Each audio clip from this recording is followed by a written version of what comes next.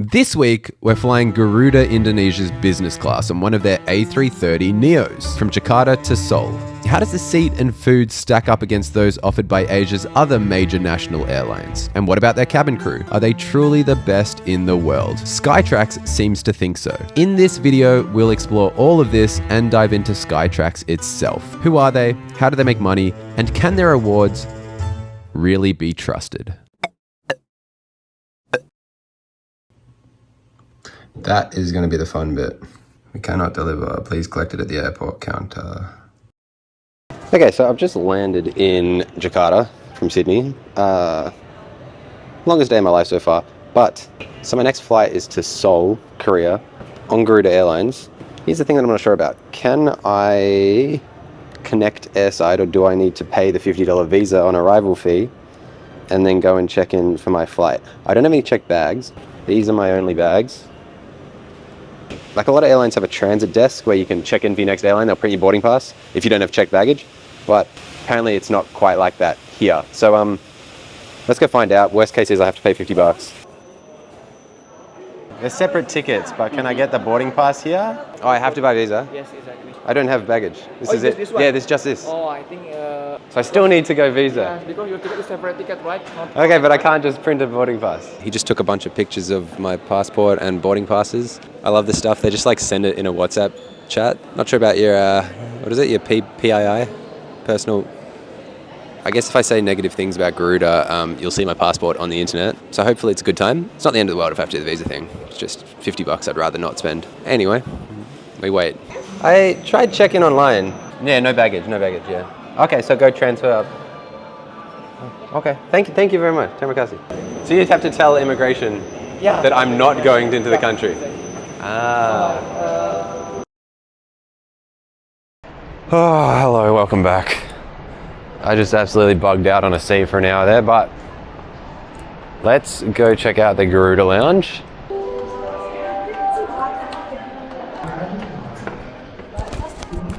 It's a bad start. Hello. Okay. This lounge was not great. Considering that this is, I guess, supposed to be Garuda's flagship lounge in Jakarta, yeah, there's not a whole lot going on. It's this one long, thin room with some seating on the sides. They have a buffet and a few drinks. I couldn't see any alcohol, but I believe you can ask for it. It just wasn't very big. The food selection was average at best. And we'll get to the bathroom shower stuff in a minute, but it wasn't great either. From what I can see online, I think it used to be double the size. There used to be this mezzanine section down the other end, but they've closed that. And that section really did make it a good lounge, at least from the pictures. So yeah, not a great start here. All right, I'm heading out because that place was just low energy and not very nice. I was falling asleep in there. And also, there was one shower, or I think maybe two, but they were taken for ages, and I think I need a shower to wake up. So I think I'm gonna go to the other lounge, the Plaza Premium Lounge, use like a credit card to get in. I haven't used any of my credit card lounge passes, but I'm pretty sure I can, so I guess we'll find out. We've got 45 minutes till boarding starts.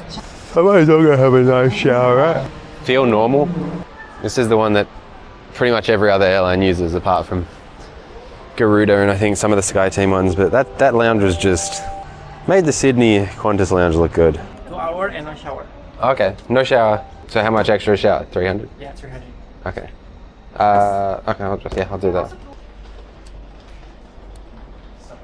Okay, thank you. I just paid $30 for a shower. At least it's like relatively nice. Been here before. My logic is I saved $50 on the visa on arrival. My visa only cost $30. Alright. We've literally been in this exact shower room back in my first Qantas.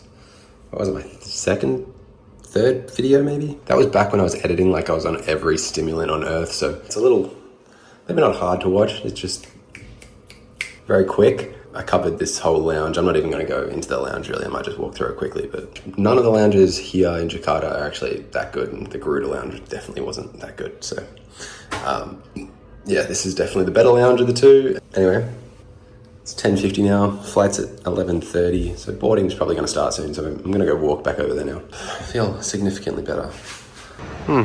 Okay. Maybe it will be good one day. I mean, hopefully soon, but if/when I ever come back, we'll see.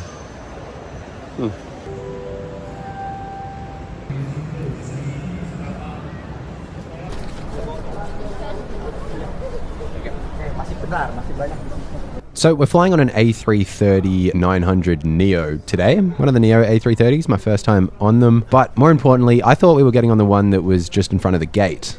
No. This was well and truly the longest jet bridge walk I've ever experienced. We walked out, down, and then along this humongous hallway. I've looked at the timing on this clip. It was a 4-minute walk. It just kept on going. It was hundreds of meters. I personally appreciate getting the steps in, but this kind of makes the whole getting the bus situation at a lot of other airports seem quick. Hello, how are you? Good, 11K. You said on the Okay, thank you.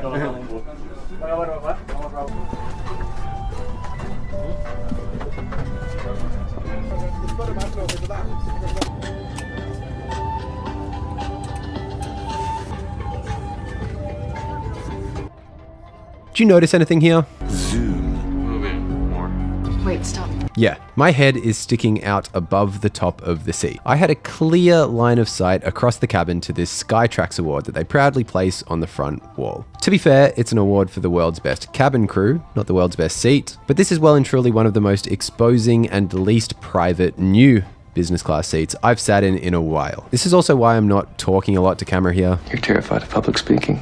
Yes.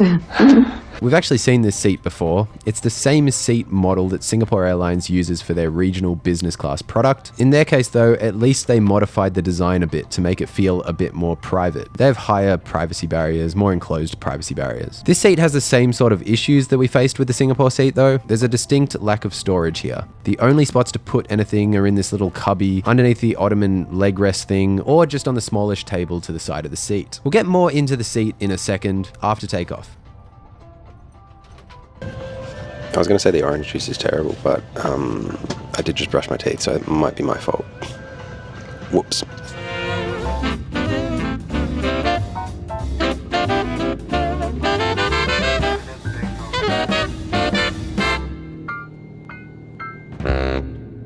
Once we were up in the air, not much really happened. Garuda doesn't offer a dinner service on this flight. No family, no friends, no dinner. Only breakfast. This makes sense to some degree. The flight departs at 11:30 p.m. and it's only a 6.5 hour flight. That being said, I've definitely flown with airlines in the past that try to pull off a full dinner service here. It wasn't really a problem for me though. I was more than happy to go to bed. All right, good morning again. Got an hour and 20 minutes to Seoul. This is all that we've got in terms of my in-person comments on the bed. Really cold. Blanket was good though. Bed generally is just quite narrow, quite short. Yeah. It's really not that great. The footwell on this particular seat is incredibly tight, and overall when you're lying there you feel quite cramped. Also, the cabin was just incredibly cold. I don't know what temperature they had it set on, but I definitely needed the blanket and a hoodie. To be fair, the blanket's quite nice and warm. They also have an okay pillow. It's not the best pillow I've ever had on a plane. That was actually Singapore Airlines, but it was sufficient.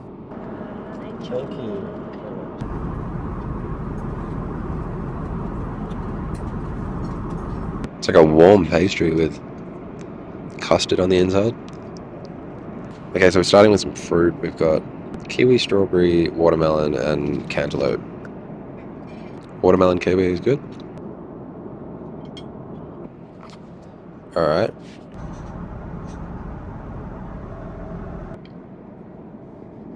It's like grilled chicken with fried rice. Yeah, as well enjoy like Indonesian, like good flavors. This is good. This is good.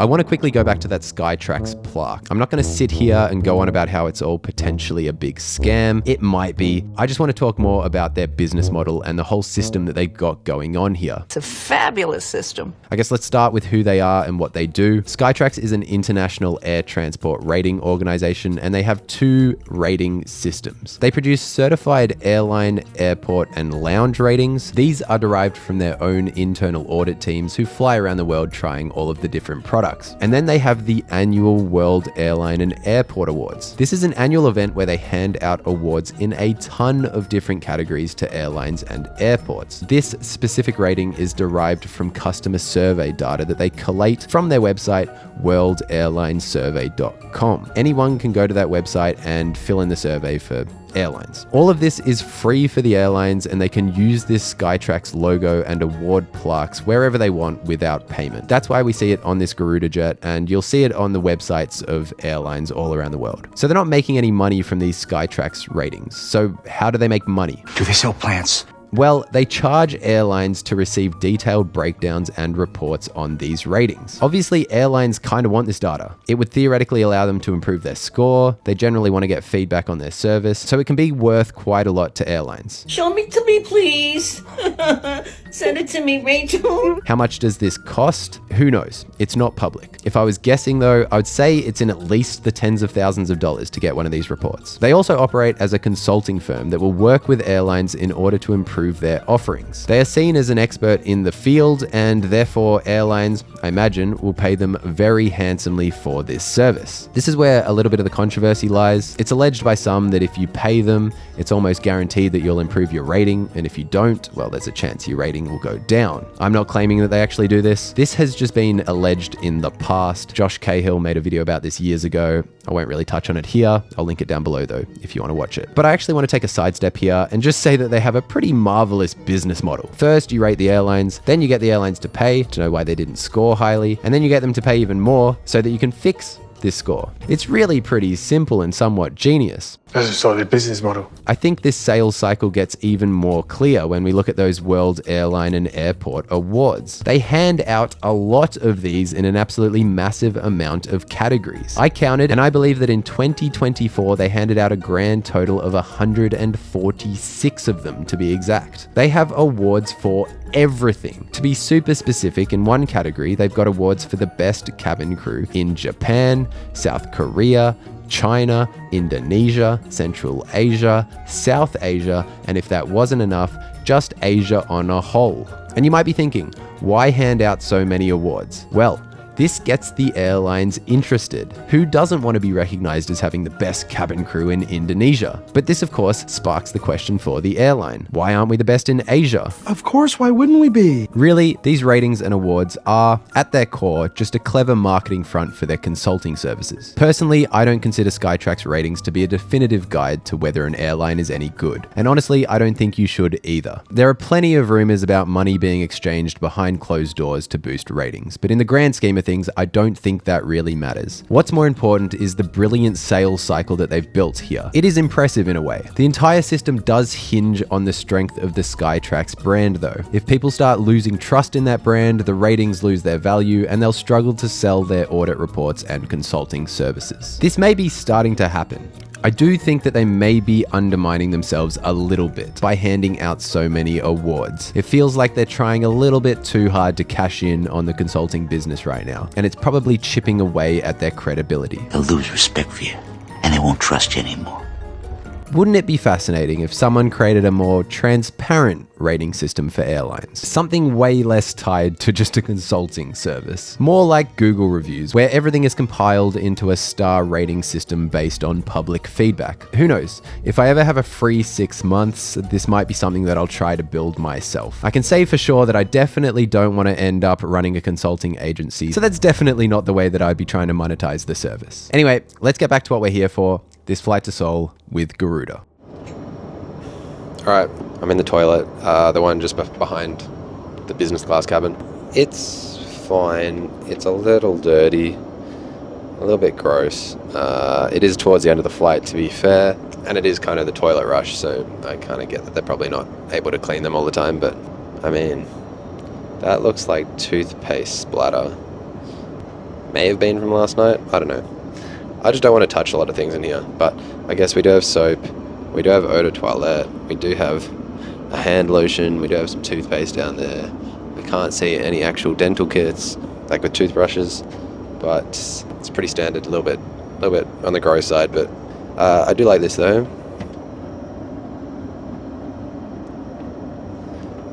foot pedal for the bin is a big win because I hate, sticking your hand down there and just having to touch the bin top.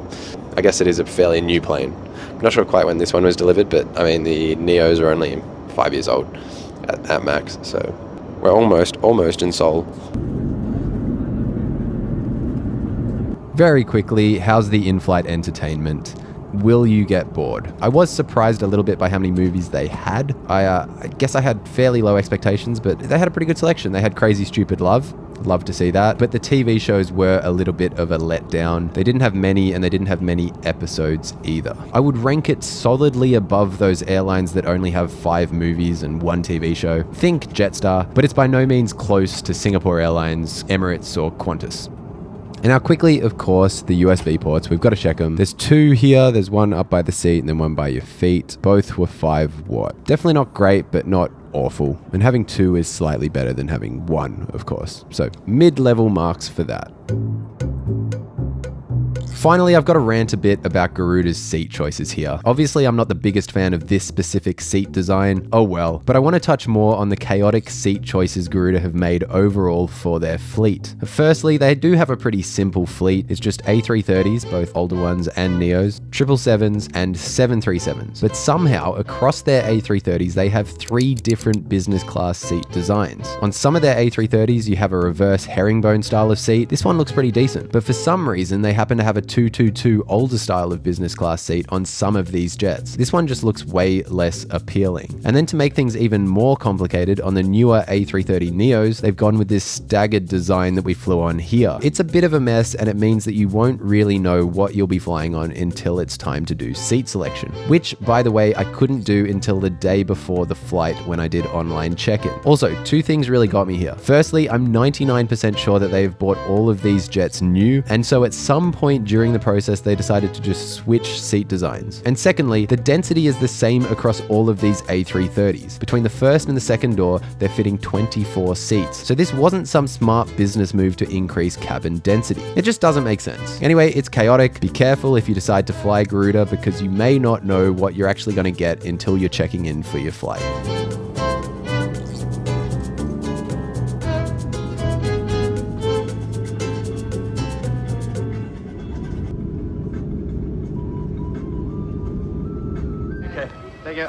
Despite all of that, I have to say that the food was pretty good and the crew were decent. Garuda is by no means a bad airline, just a bit of a confusing one. We'll get into why that's the case in a future video, so make sure you subscribe for that one. Also, make sure you go check out flightformula.com. I've got a bit of an underdeveloped blog there, but go read it. Also, go check out Wine Tracker and subscribe to Wine Tracker Plus. It gives you alerts for the best Qantas wine deals. That might sound like a bit of a crazy statement, but you'll be buying wine just for the points before you know it. Anyway, I will see you all in the next one. Bye. You may know him as Simon Dean from the WWE. Congratulations on a successful career. Thanks for the friendship and thanks for all the memories.